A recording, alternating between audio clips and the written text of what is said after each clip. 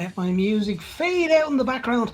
Welcome back to another episode of AMSC. I am Sports Consultancy with me, Anthony Morrissey, CEO and founder of AMSC.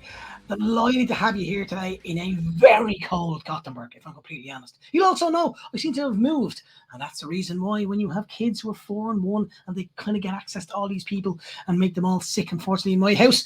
So if you hear my little cold and little cough, I do apologise in advance. Anyway, what's been happening in my world? Well, when you get to watch this, the Rugby World Cup final was on a couple of days ago, and I know some of the guys were involved in it, so I was quite happy for South Africa to win that. But also thought it was a fantastic game and a fantastic event, and really, really well done to the people involved, like Trish Trinan, who was involved with the Rugby World Cup from behind the scenes that you may not know about.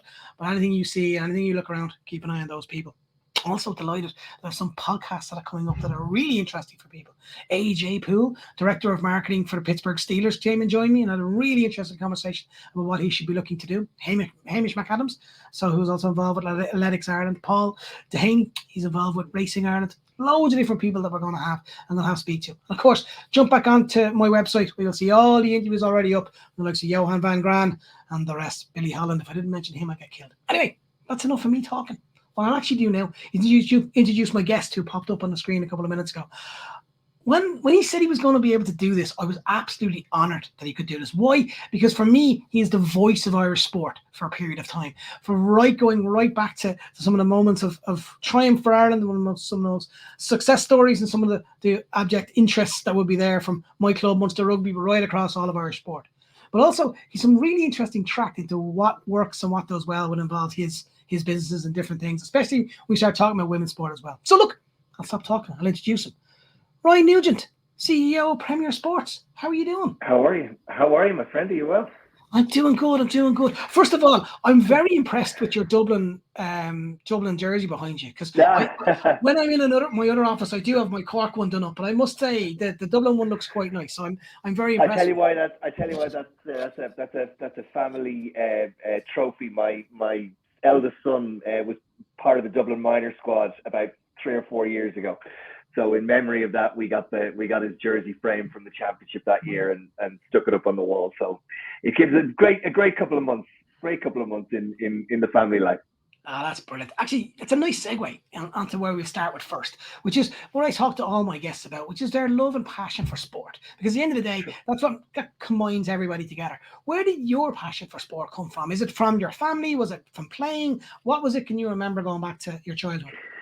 Do you know what? As the older I get, Anthony, the more you start to look at things and wonder how it happened and why it happened. And I honestly believe that it's something that's in your DNA. It just gets tapped into, hopefully, by a parent or by an occasion, and whether it's a love of sport or a love of theatre or a love of politics, whatever it might be, whatever your passion is. I think in some ways you're born or somehow introduced to it really, really early, and it's just something you grab a hold of, because you can introduce other kids to the same thing and it just doesn't grab them in the same way. And for me, as long as I can remember, from the very, very beginning, I just adored sport. I enjoyed the competitiveness of it. I enjoyed the camaraderie of it.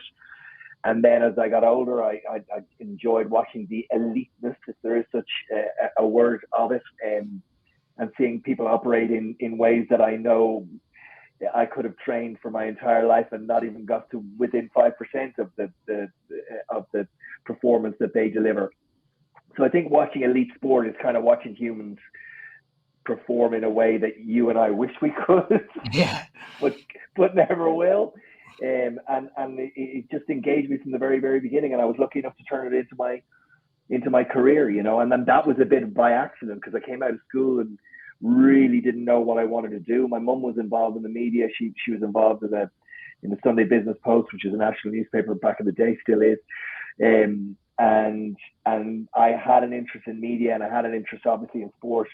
I wasn't particularly academic. I ended up falling into doing something that had just started in Ireland, which was a broadcast journalism course out in Ballyfermot, and it coincided at the time with the explosion of commercial radio in Ireland.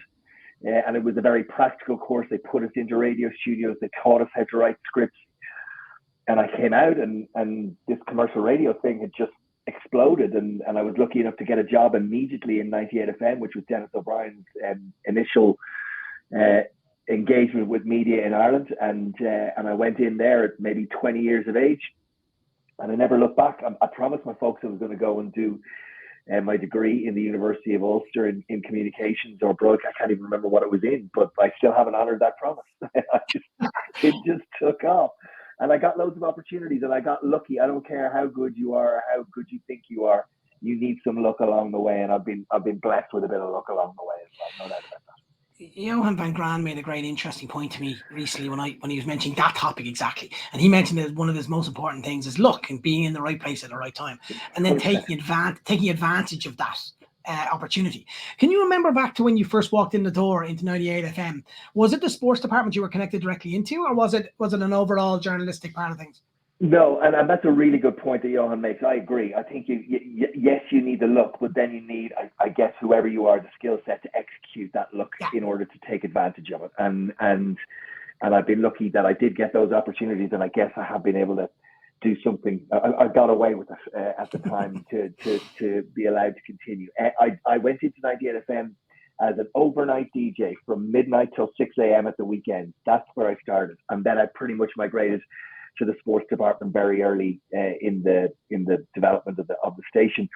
There were two game-changing moments for me. The first one was RTE were starting kind of a teens sports show back in the day, and I got an audition for that very early, and I got that break, and I got the presenting gig on that, and that lasted for about 3 or 4 years, and that was just outstanding.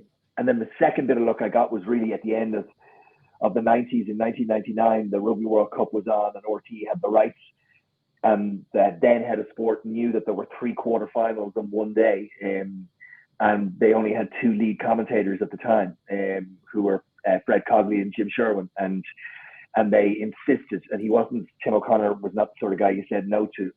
He insisted that I go and try, and I never wanted to be a commentator, but he insisted I tried, and I did, and it was awful. And then they gave me 3 months to make it acceptably less than awful. And I got really lucky. And then once I did it, the very first one, which was England against Fiji in the quarterfinal in 1999, I cannot explain the adrenaline rush that came off the back of that, and the sense of fear, but a fear that you wanted to engage with. And that has never left me. From that day, 99 to now, which is 24 years ago. And then I got lucky because both Fred and Jim were heading towards the end of their careers when I started. And I could have fallen in behind a commentator, the lead commentator that was in his 30s or 40s, and I might never have got the opportunity that I got. But Fred retired pretty quickly after the 99 World Cup, I think about 2001, 2002.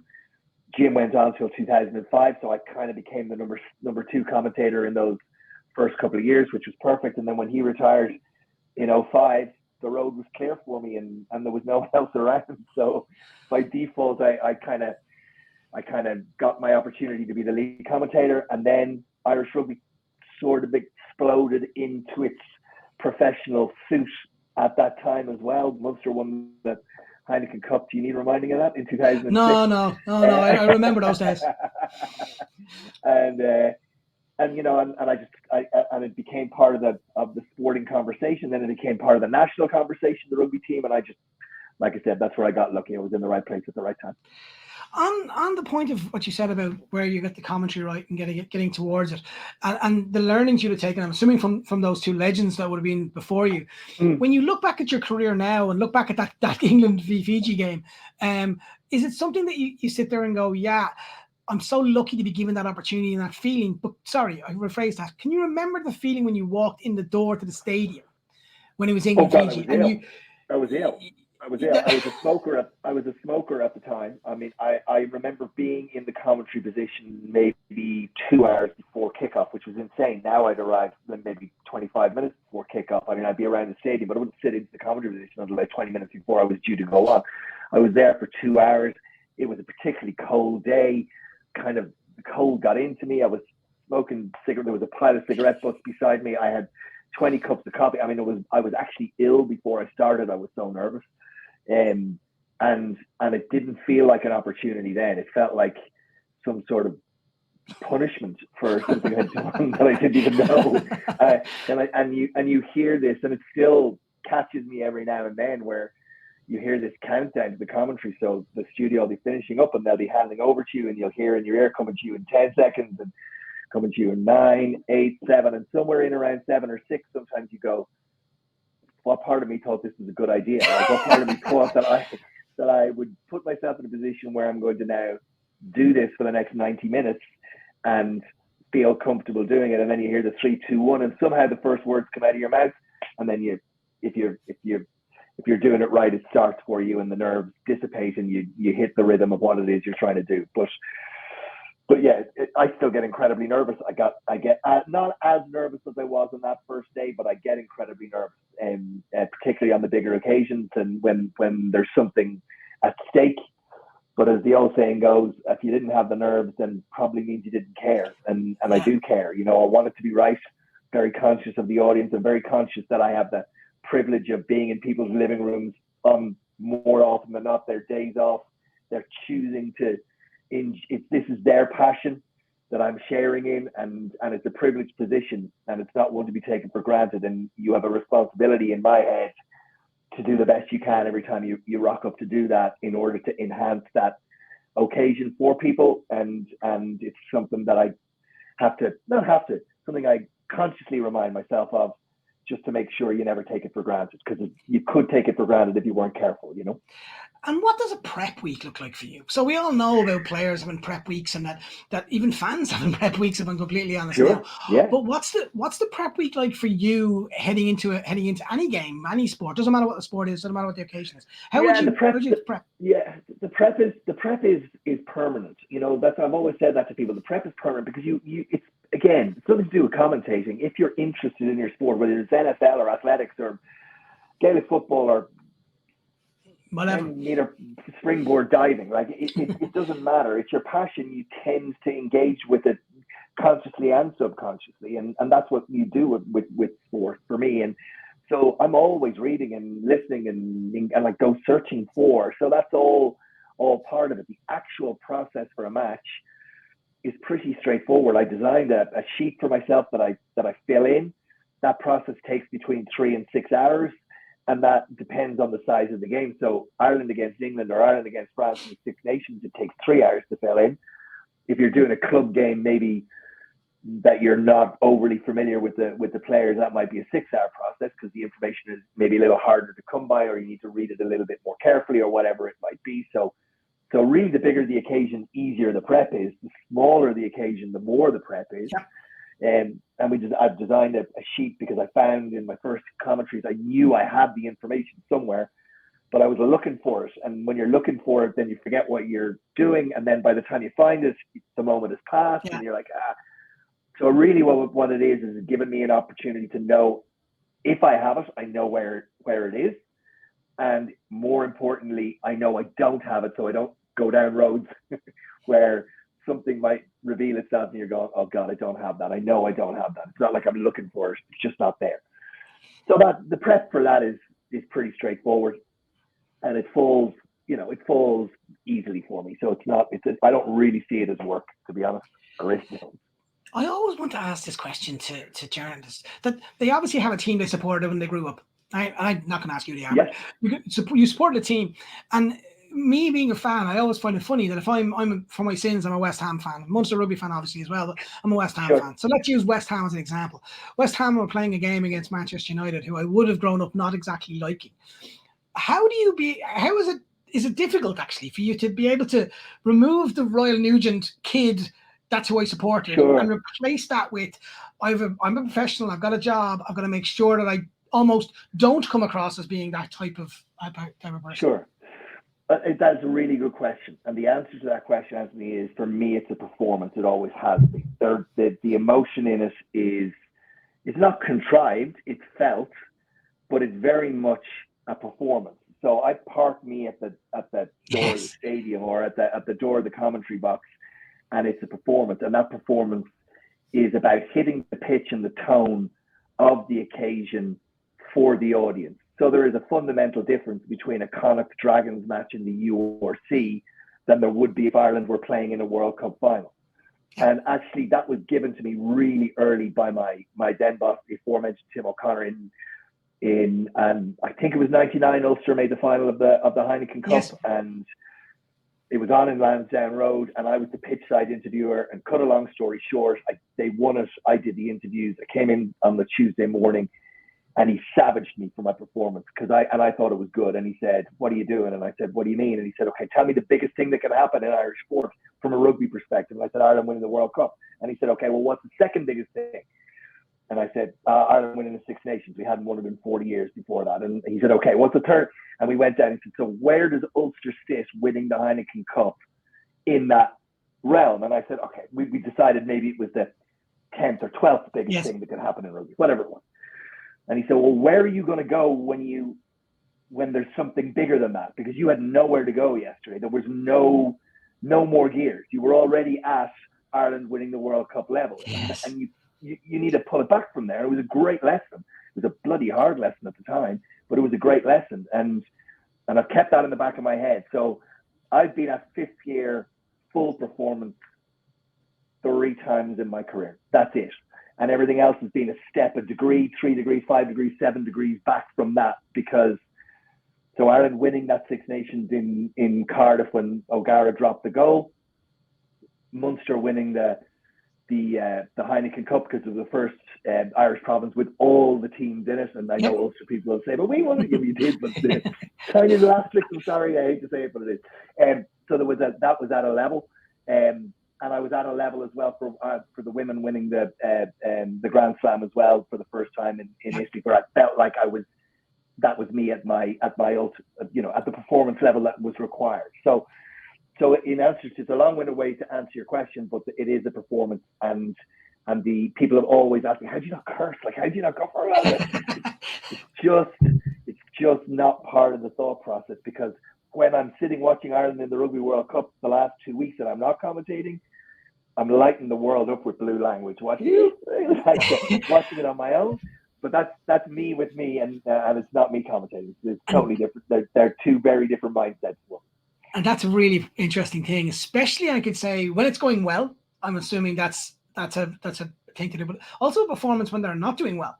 We all remember that the World Cup against the game against Argentina, where everything had gone horribly wrong. Everyone was predicting Ireland to do so well, and unfortunately, it just didn't work for them. And you were the one having to relay that information back to the Irish people. And there is a pressure connected to that as well. There's a balance, and look, that's the job, and you try and hit it. I've always, the ones that are the trickiest, they are the trickiest, because in a lot of ways, being Irish, working for an Irish broadcaster gives you a slight advantage. If you're working in the UK, you have got to be conscious that there are people from Wales and from the north of Ireland and from Scotland and from England. So you're really broadcasting to quite a disparate audience. In Ireland, if Ireland are playing, you're pretty sure that 95% of the people that are watching want Ireland to win, that you're on that Ireland wave of emotion. Win or lose, you ride that wave. If the tricky ones are the Ulster, Leinster, Connacht, Munster, the interprovincials, and my barometer has always been, if I come off and go into Twitter and I'm being abused equally by Munster fans and equally by Connacht fans, you did a good job. I'm pretty comfortable I've done a decent job. If everybody thinks I've been biased towards the other side, then I've pretty much hit the sweet spot. So it's more of a worry if all the Leinster fans think you're supporting Munster and no one from Munster. Yeah. So the sweet spot is equal abuse. It can be interesting times, I would assume. You've been to so many stadiums and so many venues, and people who listen to my vlogs sometimes are connected into those stadiums. And it's a question I always wanted to know from people who've been to so many stadiums. What makes a great stadium? I'm not just talking about the cool Uber ones like Tottenham Hotspur's new stadium, or right down to the small ones that would be there, let's say, in the URC.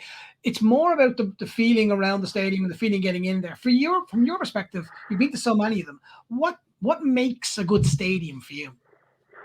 That's it's a great question. What makes a good stadium? What makes a good stadium is a combination of things.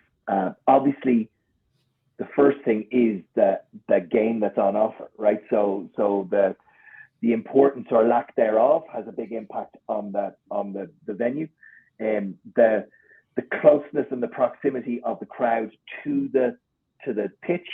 So if you can reach out and touch it and feel it, that makes it more raw and more atmospheric, no question about it. I think that the size is important in the overall aspect, but it's not the most important thing. But yeah, the most important thing is the closeness and the proximity of the crowd, and also the attitude of the people that generally go to that stadium. And that sounds like a funny thing, but it is really part of it. So there are two stadia for me that stand head and shoulders, and then a third, and I'll give them all a quick mention. And I sound like a real ass as I'm hearing myself about to say this. The Suncorp Stadium in Brisbane is spectacularly good. The Millennium Stadium, or the Principality Stadium in Wales, is breathtakingly good, and probably pound for pound the best rugby stadium in the world. And that's as much to do with the people that go. Like, listening to the Welsh anthem sung Six Nations is better than anywhere else. It just is. Not because they're more passionate, but just because of the sound, the acoustics, the size, the closeness to the pitch, everything. The whole combination, the whole mix makes it the best.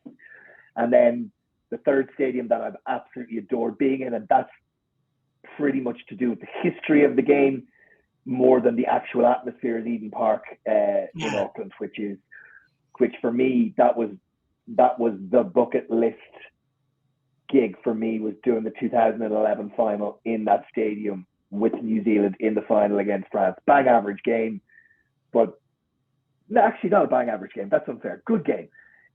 No Ireland in it, so obviously not quite the emotional roller coaster. But as a moment, as a rugby fan and a sports fan, to be doing New Zealand in their hometown, in their own World Cup, in a final, yeah, that one was one where I went, that's good. I've got that one done, and I'll always treasure that. So yeah, those three stadiums for me are the three best. And the old Thomond Park would have been there as well.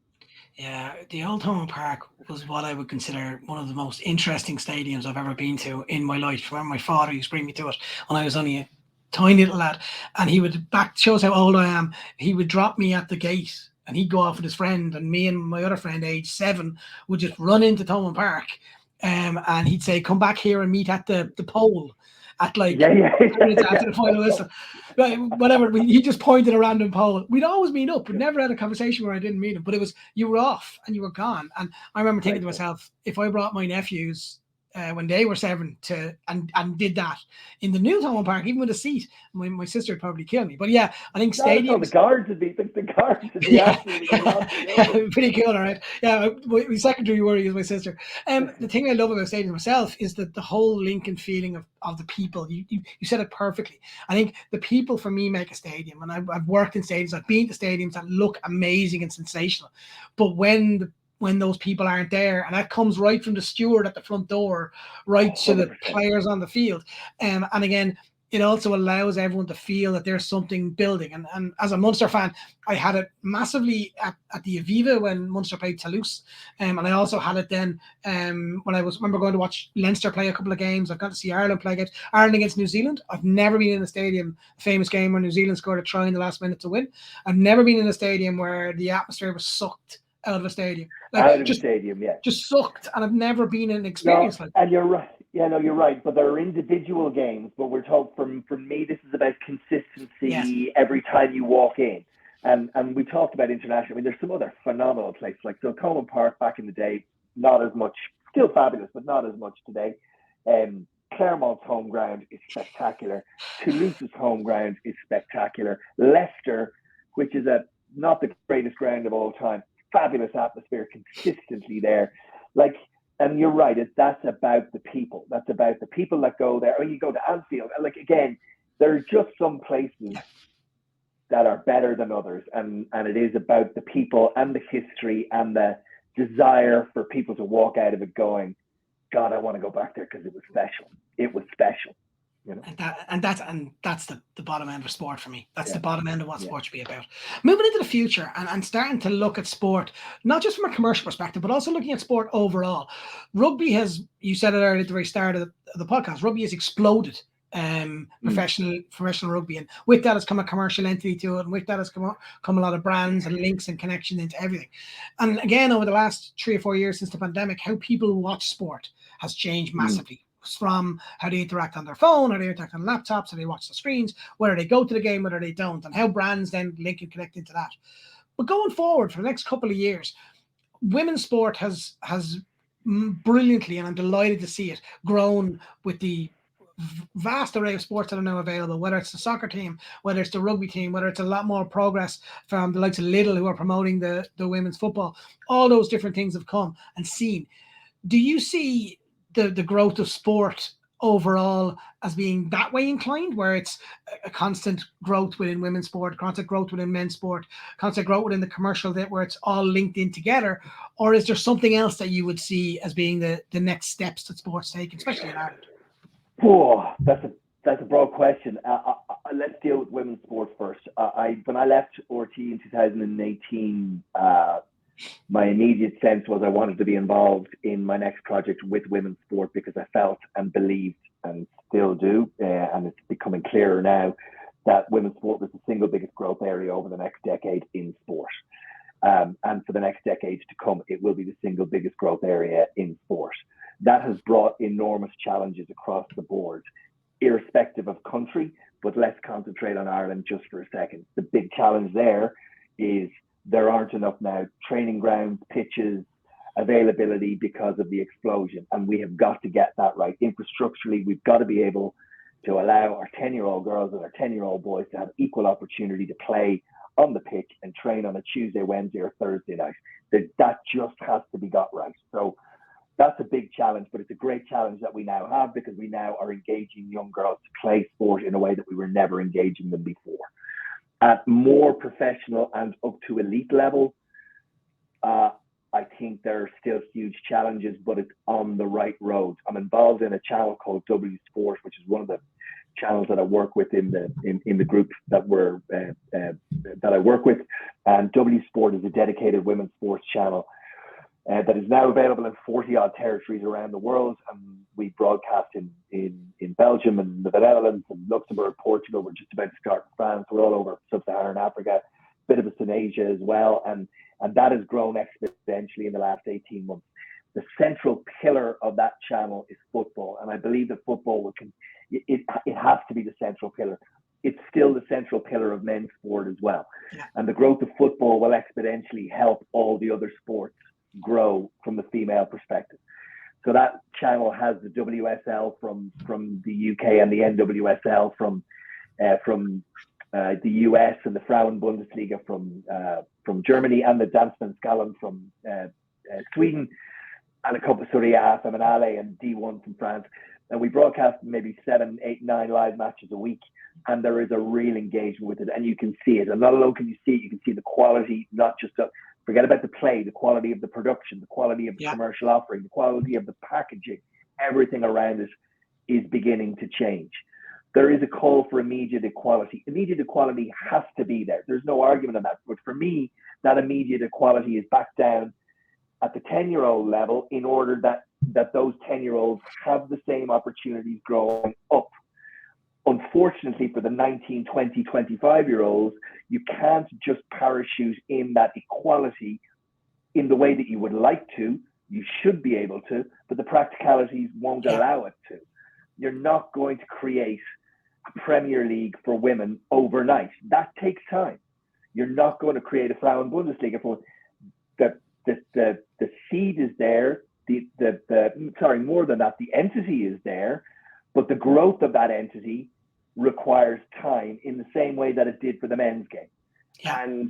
And that's where it plays catch up. That is not to say that it shouldn't be equal. It should, but there are practicalities in that equality that are just going to take time. The commercialization of it, Anthony, as you well know, is because, like, you can see all the big blue chip brands understanding now, not alone that they should be in that space, but they need to be in that space, because the growth is to 50% of the population that they simply haven't catered for.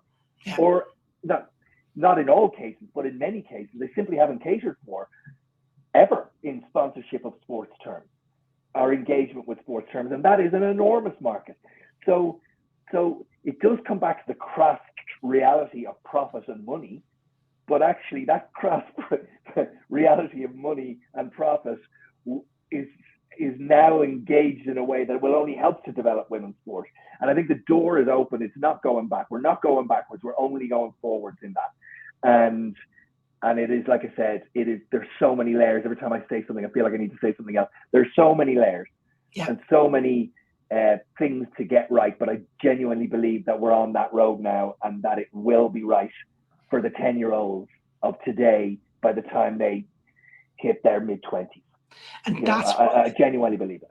And that's why, for me, the Women's World Cup that just took place and how they marketed that and how they promoted that. I've been talking on my podcast regularly about how I was absolutely blown away by how they made the announcement of the squad. Or you have a kid kicking the ball against the wall. She's 10 years old, exactly to your point. She's 10 years old, and she's mentioning not Ronaldo, not Messi, not no, it's Katie McCabe. It's different players involved in that. And it created that feeling. Katie McCabe has managed in 3 years to do something I didn't think was. When we referred to Katie, everybody presumed Katie Taylor. Everybody. Now you've got to ask which Katie, and that tells you everything in 2 years. Because it is 2 years. Correct. And those players then went to Australia, and they understood their limitations, I assume, but they also assumed their responsibilities. And it's a fascinating insight into how the next level of sport. I'm 100% with you. I always say women's sport is the present. It's not the future, it's the present, and how you're going to develop that. But I really, really loved how you broke it down into where we should be looking at and where the equality comes from. I think that's a conversation that's uncomfortable, especially for two men to have. But it's 100%. Sorry, Anthony, go ahead. It's a fair comment, because it's a fair way of looking at a realistic perspective. And from any brands listening to this or brands getting involved in this, what's really important is, are you also feeling the same way? Where do you sit within this? What value do you put on the men's team? What value do you put on the women's team? Or do you put a value on the badge? That's the important conversation to be having with yourself, and where does that sit? And that can come from the local camogie team, or that could come from the national team that you're connected to, or national federation you're connected to. And that's the real push on. But Anthony, you must see it better than anybody in terms of brands that are involved in sport that have been male only, transitioning over to being hopefully both. That they're already seeing the benefits of that. They're in some ways they're asking themselves, why didn't we do this 3 years ago, or 5 years ago, or 7 years ago? Correct. And that's exactly the point, where people are now looking at it going, this isn't we're doing this because it's the right thing to do anymore. We're doing this because it's commercially advantage. There's a commercial advantageous to it. So that's a real push that is from a commercial perspective, that brands are now looking at themselves rather than, okay, we're connected with Club X. Okay, make sure we're connected with the women part of Club X as well. Now too, we're connected with Club X. Okay, this is how we're going to promote to the women in that team. This is how we're going to promote to the men in that team. How are we going to link those together so it doesn't look like we're bastardizing the conversation? We're instead sitting nicely within the brackets of conversations. Yeah. And it goes back to my point around how people consume sport now. They don't just consume sport like my father did, which was close the curtains, just the TV, and let's scream at the TV and punch the bejesus out of a poof.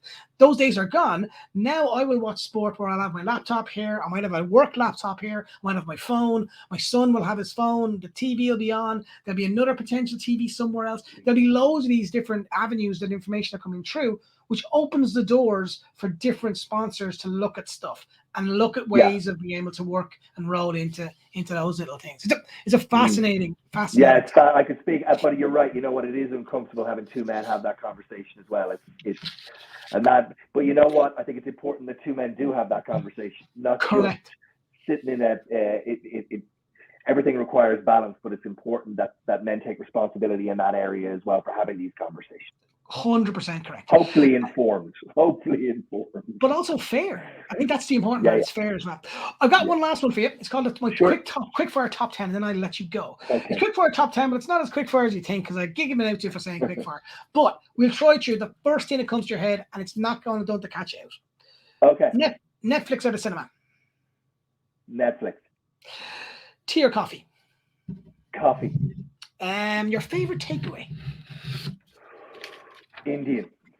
Oh, great call. Great call. Johnny Wilkinson or Johnny Sexton? Oh, there's only one Johnny. Yeah, that'll do for me. Best thing you've ever seen in a rugby stadium or a sports stadium? Best thing I've ever seen in Just a rugby stadium. one moment that sticks out to you. Oh, that's hard. I can't break O'Gara's drop goal, Irish national anthem at Croke Park. Can't split them. That's the best answer I've had to that question. Easily the best answer to that question. Burger and chips or Sunday roast? Sunday roast. You've given the answer to this one as well, but best stadium you were ever at. You've given me the three answers. Don't worry about that. I'm gonna say Millennium. If I only could go back to one Millennium. I was at the Millennium Stadium for two events. Ireland winning the Grand Slam. Ireland winning the Grand Slam. But I wasn't in the stadium. I was outside in the pub across the road from it. And we all then, when the final whistle came, we begged Welsh people who were at the game, who were leaving, to give us tickets to go back in. So one of our friends got like a bit of the pitch. We didn't pay a penny to go into the stadium. And the other time was when Munster won the Highland Cup the second time. And I still remember vividly celebrating with random people when Doug Howlett scored a try that was disallowed. And it taking us around 4 minutes to realise that it was disallowed. Still wondering why wasn't there a kickoff? The last two questions for you. What's one sporting event in 2024 that you think everyone should be at or watch? Ooh, 24. Are the Olympics next year? The Olympics are next year, aren't they? They are, yeah. Olympics is all day, every day. The Olympics next year, yeah. If I used to ask the question in a way of if sport wasn't around, what would it mean for you? But it's an unfair question. What I'm going to ask the last question is this: how would you give a definition of what sport means to you? What definition was it?